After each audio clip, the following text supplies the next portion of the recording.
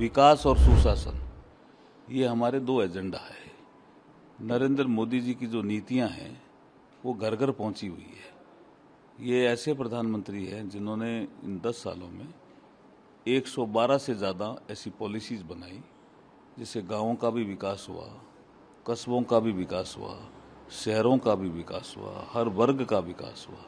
हर वर्ग ने ऐसा महसूस किया कि हमें बहुत शानदार प्रधानमंत्री मिला है। देश की सीमाएं सुरक्षित है और आंतरिक जो असुरक्षा थी देश में उस पर भी कंट्रोल किया, जिसमें नक्सलवाद, अलगाववाद।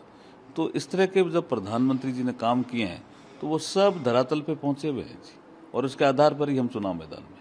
इस पर जो है बीकानेर की कौन कौन सी मूल समस्या जिसको आप प्रयास करेंगे? देखिए, वो तो रिजल्ट आने के बाद जो मैं प्रेस कॉन्फ्रेंस करूंगा उसके बाद आपको बताएंगे। लेकिन बहुत से ऐसे क्षेत्र है, जैसे अब सेरेमिक क्षेत्र है, सेरेमिक क्षेत्र में काम हुआ है, गैस पाइपलाइन का काम चालू है, लेकिन जैसी गैस पाइपलाइन आएगी तो बीकानेर तो सेरेमिक हब बनेगा। अब पोटास हमें मिला है, उस पर पिछली कांग्रेस की सरकार ने, अशोक गहलोत जी की सरकार ने कोई काम MOU और उसको लेकर के ज़्यादा किया नहीं, इंटरेस्ट नहीं लिया। अब हमारी डबल इंजन की सरकार बन गई है और डबल इंजन की सरकार के कारण जो MOU में तेजी आई है, ग्लोबल टेंडर हो गए हैं, हमने MMDR एक्ट में अमेंडमेंट भी कर दिया है। तो आप देखना पोटास के क्षेत्र में जो फर्टिलाइजर के कारखाने लगेंगे तो इस क्षेत्र में जो इंडस्ट्रियलाइजेशन होगा वो अपने आप में अद्भुत होगा। ये लूणकंस और डूंगरगढ़ का क्षेत्र है और भारतमाला भी उधर से जा रही है, जो अमृतसर से जामनगर जा रही है, सीधा हम एयरपोर्ट से उसको कनेक्ट कर रहे हैं या सी पोर्ट से।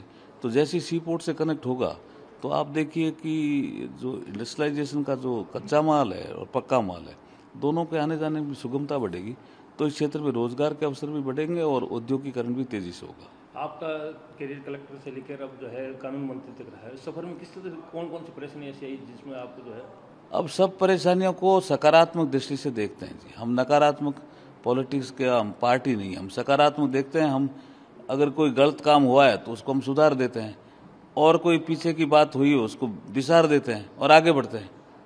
अशोक गहलोत ने बयान दिया है कि यदि बीजेपी सरकार आएगी तो संविधान का जो है पूरी तरह से जो है अस्त व्यस्त हो जाएगा। ये भ्रम फैलाने में लगे हुए हैं ना।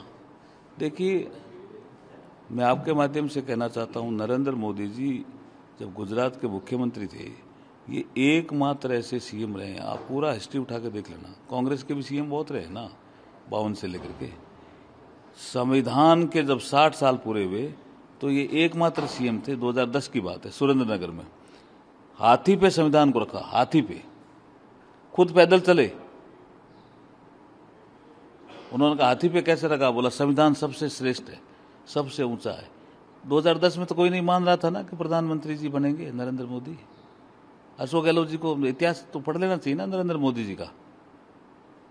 ऐसे ही झूठ फैला करके राजनीति में कौन से स्तर पे जाना चाहते हैं? क्यों स्तर गिरा रहे हो राजनीति का? उन्होंने 2019 में जब जीते सबसे पहले संविधान को नमन किया पार्लियामेंट में। दिलावर जी ने कल बयान दिया कि यदि सरकार आती है तो अशोक गहलोत वो जो उन्होंने यही कहा है कि कानून अपना काम करेगा, कानून के हाथ लंबे होते हैं, यही बात कही है।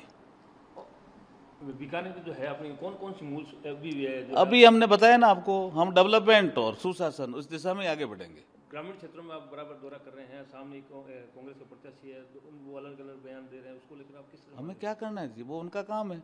मैंने आपको पहले ही कहा, हम सकारात्मक राजनीति के आदमी हैं। वो तो विपक्ष में बोलेंगे ही ना, लेकिन उनके आरोप में सत्यता कहीं नहीं है, किसी भी तरह की सत्यता नहीं है। पार्टी के अंदरूनी जो है फूट को लेकर कोई फूट नहीं है जी, पार्टी एकजुट है। इस बार आप लगभग जो है राजस्थान में कितनी सीटें? 25 की 25।